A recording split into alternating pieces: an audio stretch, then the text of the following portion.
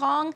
Absolutely not. Now, here are just a few types of Americans who have it worse off than people who are in this country illegally. While illegal immigrants are enjoying free health care, shelter, and a hot meal at military bases across the country, there were nearly 60,000 homeless veterans on any given night in 2013.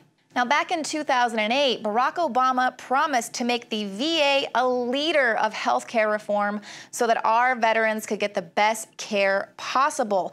Now, while Obama has promised to use his magic pen to pass sweeping immigration reform practically overnight, veterans are literally dying waiting for him to fulfill his promise to them 6 years later. And last December, Democrats rallied to reduce cost of living increases for veterans. Meanwhile, they blocked Senator Jeff Sessions' bill, which would have closed a tax loophole for illegal immigrants. This $4.2 billion loophole allows illegal aliens to collect child tax credits from the IRS even if they pay no taxes. Now, these fraudulent payments to illegal aliens would have offset the cuts to veterans' benefits. And in 2013, the Department of Homeland Security released more than 36,000 known convicted criminal illegal aliens. These were illegal aliens that were convicted of crimes of sexual assault, homicide, vehicle convictions, dangerous drug convictions, and 16,000 drunk or drugged driving convictions. However, it is the veterans that the Department of Homeland Security has listed as domestic extremists and threats to America. And the list goes on and on. After sacrificing so much for this country, veterans are clearly being mistreated, while illegal aliens breaking the law to enter this country, the red carpet's rolled out for them.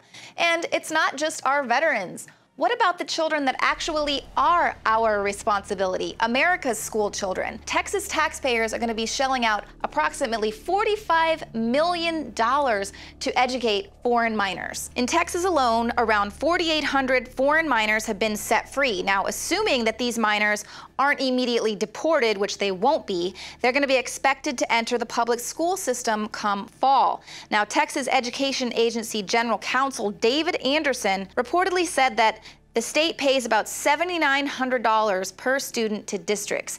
Now, these children are going to come with certain needs like free or reduced lunch qualification, as well as bilingual or special needs. So we'll estimate about $9,500 per student to be paid to the districts for those students. Texas is going to shell out more than $45 million to educate these children.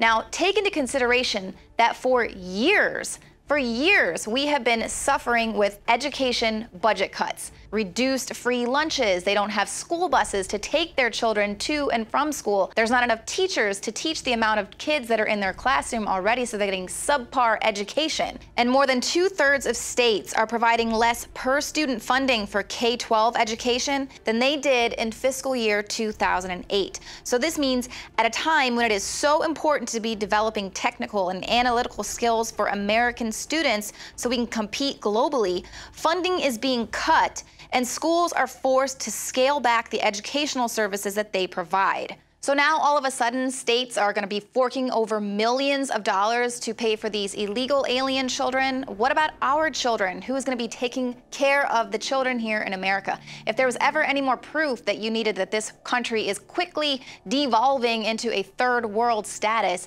look at how it educates its children. And not only that, but let's talk about the foster children in America. The federal government is desperate to find housing for all of these illegal immigrants, and they are willing to pay up to $40 a day for anyone who's willing to foster. You can make up to $7,400 a month, considering you can house up to 6 illegal aliens at any given time. Now, let's look at what states pay to foster your average American child.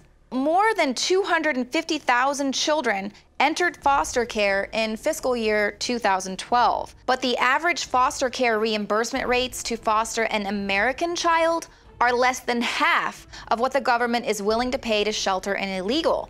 Average rates are around $500 a month, far less in some states.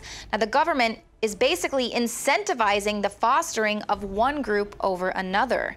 And not only that, foster children in America age out of state care at the age of 18. Most of them are just put out into the world on their own without housing, financial assistance, or emotional support. Now compare that to this current illegal immigration effort where adults will be fostered up to age 23. Now, this might be surprising given that the mainstream media has largely portrayed this border crisis as being only children. Now, Nancy Pelosi just wants us to all think of these kids as refugee baby Jesus. But what about the fact that nearly 1/4 of all of America's homeless were children in 2013? According to the most recent annual homeless assessment report to Congress, in 2013, there were about 610,000 homeless individuals in the United States, and more than 215,000 of them are living unsheltered. So where is the billion-dollar emergency fund to build these facilities for our citizens, most of whom are veterans, women, and children? And not to mention the fact that these facilities are used to house citizens in the event of an emergency. Now, earlier this year, Texas Governor Rick Perry voiced his concerns about what would happen in the event of an emergency, saying, if these illegal immigrants are in these detention facilities, citizens will have nowhere to go. Well, he was right to worry. National Weather Service Coordinator Barry Goldsmith told reporters, should a hurricane or other life-threatening catastrophic weather event impact South Texas, illegal aliens occupying various shelters will be first in line to get to safer ground. Women and children first, unless you are an American. And while we're talking about all of these illegal immigrants, what about the people who have gone through the process of entering this country legally? Americans who came here through the legal immigration process have spent years waiting to qualify for U.S. citizenship. They've had to shuffle through years of paperwork, waiting periods, and fees. They must prove the ability to read, write, and speak basic English, prove they are free from contagious diseases, understand how our government works, and they must also prove that they are people of good moral character who will respect the U.S. Constitution. Those entering the country now in record numbers have already proven that they disregard the laws of this nation. And in fact, they don't care about entering this country illegally because they believe that they're going to be forgiven for breaking the law and then granted amnesty without having to go through the process of becoming a legal citizen to the United States of America. And in fact, being a criminal and breaking the law is just another area where it pays to be in the country illegally. Now, I know what you're thinking. Criminals deserve whatever they've got coming to them.